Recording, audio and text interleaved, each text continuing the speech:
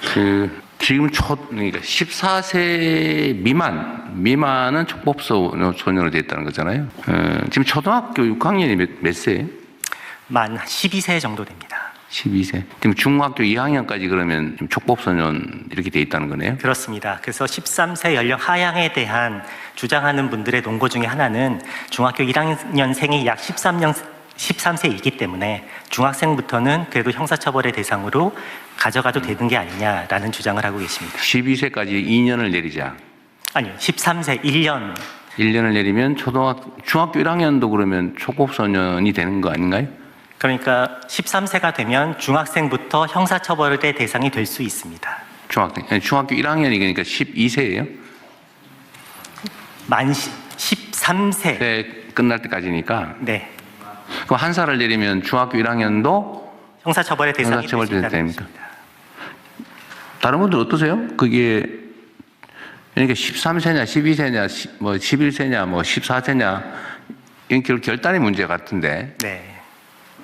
그러면 어떤 기준으로 할 거냐의 좀 논거가 초등학생이냐 중학생이냐 이게 제일 합리적인 선일 것 같은데? 지금 14세 이하 중에서 몇 연령이 어떤 범죄를 이렇게 데이터를 보는 게 저는 가장 중요할 거라고 네, 그래서 생각합니다. 데이터 측면에서 한 가지 말씀을 드리면 소년사범의 경우에 소년 보호 처분을 통해서 처분을 받는 경우가 많습니다. 10세부터 19세까지 연령별 보호 처분 대상자를 분석을 해보면 14세, 15세, 16세, 14세 이상들이 약 15% 내외, 각 연령대가 15% 내용 여지를 지금 차지하고 있는데요. 13세도 그와 비슷한 15%대의 비중을 차지하고 있고요. 다만 만 12세로 내려가면 약 5% 정도의 비중을 차지하고 있어서 약 한 살 차이에서 약 3배가량의 비율 차이를 보이고 있습니다. 그런 것도 있을 것 같아요. 중학생일 때하고 초등학생일 때 마인드가 다를 것 같아요. 당사자들의. 중학생이면 약간 뭔가 새로운 세계에 새로운 사람이 된 느낌이 들 수도 있죠. 환경도 다르죠. 마인드와 환경이 다르죠. 국제적인 상황을 좀 살펴봤습니다. 그랬더니 OECD 회원국들은 12세부터 14세 정도, 그리고 각각 다 다릅니다. 그게 한 가지고, 최근에 각 나라들이 조금씩 그러니까 연령을 낮추는 추세에 있습니다. 그런데 한 가지 특이할 만한 것은 낮추더라도 꼭 그 형량으로만 다루려고 하지 않고 꼭 함께 그 선도, 보호, 복지 이런 것들을 함께 해서 해나가려고 하는 것이 눈에 띄었습니다. 그 선도 조치는 소년범에 대해서는 제일 중요하게 어쨌든 하고는 있는 거죠. 네, 그렇습니다. 현실적으로 어떤지는 약간 차치하고. 네.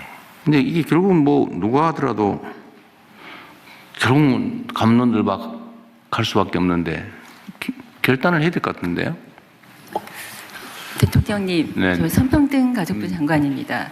지난번 업무보고 때 안 그래도 촉법소년 연령 하향에 관한 그 논의가 있어서 사실은 전 법무부에서 관련해서 저희가 함께 좀 논의할 수 있는 기회가 있지 않을까 싶었는데 좀 늦게 저희가 토의 자료를 받아서 좀 준비가 늦었습니다만, 사실 지난 업무보고 이후에 저희가 청소년과 소년 사건 전문가들과 1차 간담회를 가진 바 있습니다. 지난 22년 문재인 22년에도 촉법소년 연령 하향 논의 이후에 사회적으로 잠시 논의가 진행이 되다가 중단된 바 있습니다. 그래서 제가 살펴봤던 지난 3년 동안 윤석열 정부에서 사실상 청소년들이 그 당시에 정부 정책에 대한 어떤 반대 입장을 표현했다고 하는 이유 등으로 과거 3년 동안 청소년 정책이 사실상 실종됐던 것으로 전문가들에게 확인했습니다. 사실 성평등 가족부가 성평등 가족 청소년부로 이름을 개명하자는 안이 여러 건 발의될 정도로 저희가 청소년 정책에 대한 총괄 부처입니다. 그런데 촉법소년 연령 하향과 관련해서 저희가 그동안 적극적으로 대처하지 못했다는 점에 대해서 담당 부처장으로서 굉장히 죄송하다는 말씀을 드리고, 제가 최근에 관련 자료를 찾다 보니까 특히 소년 사건 관련해서 그 아이 실패는 사회 실패라고는 이야기가 있습니다. 저희가 과연 우리가 이 연령 하향 문제를 이 자리에서 결정함에 있어서 사회 실패를 인정하기 위해 과연 우리가 아이를 정말 우리 사회가 소년들에게 안전하고 행복한 사회라고 하는 비전을 보여줬는지 먼저 우리가 최선을 다했는지 저희가 먼저 점검해 봐야 된다는 생각을 했습니다. 그래서 저는 이 하향 논의 오늘 토의 이후에 한 상반기에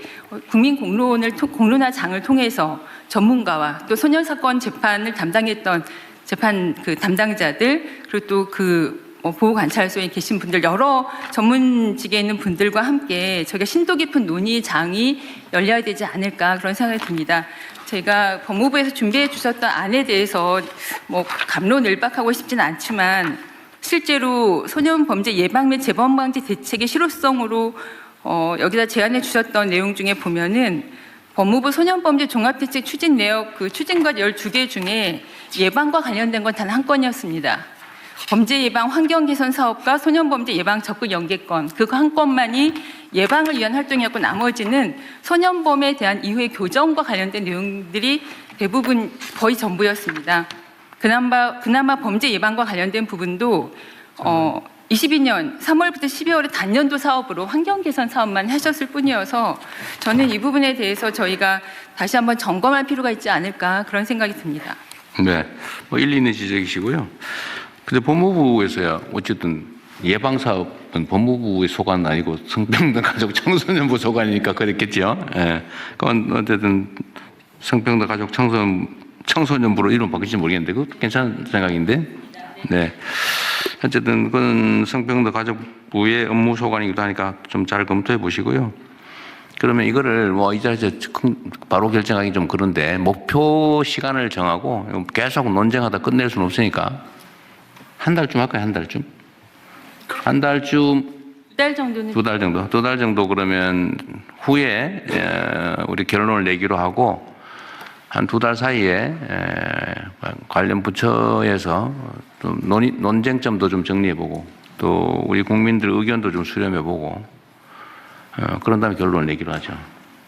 어쨌든 법이라고 하는 게 우리 사회적 합의이니까요. 근데 제가 보기에는 압도적 다수의 국민들이 한 살은 최소한 낮춰야 되지 않냐 이런 의견이 있는 것 같아요. 그죠? 네, 지금까지 보면. 그렇습니다. 그러면 성평등 가족부에서 좀 주관을 해가지고 공론화를 한번 해보세요. 네. 그 전에 왜 우리가 원자력 발전 여부에 대해서 문재인 정부 때 해봤잖아요, 그죠? 네.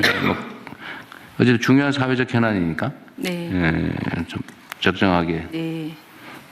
소위 우리가 지금 준비하고 있는 중에 시민의회 이런 것도 있죠. 네. 첫 출발로 하면 이걸 한번 논의를 2달 안에 한번 쭉 논의를 한번 해보죠. 네. 집단 토론을 한번 해가지고 수기 토론이라고 그러죠. 네. 수기 토론을 한번 해서 그 결과도 좀 보고 국민 여론도 좀 보고 네. 또 과학적인 논쟁을 거쳐서 2달 후에는 결정을 좀 하도록 하겠습니다. 네. 이 부분에 대해서 교육부나 또 보건복지부도 아동권리와 관련해서 다 관계부처이기 때문에 함께 논의하도록 하겠습니다. 공론화는 어쨌든 이 문제에 대한 국민적 논의는 성평등 가족부에서 책임을 지시고 다른 부처에 필요하면 협조를 좀 구하도록 하시고요. 네, 알겠습니다. 어떻게 처분할 것이냐는 법무부 소관이긴 한데 어떻게 정할 것이냐는 성평등 가족부 소관 같으니까 잘 준비해 주시기 바랍니다. 네. 네.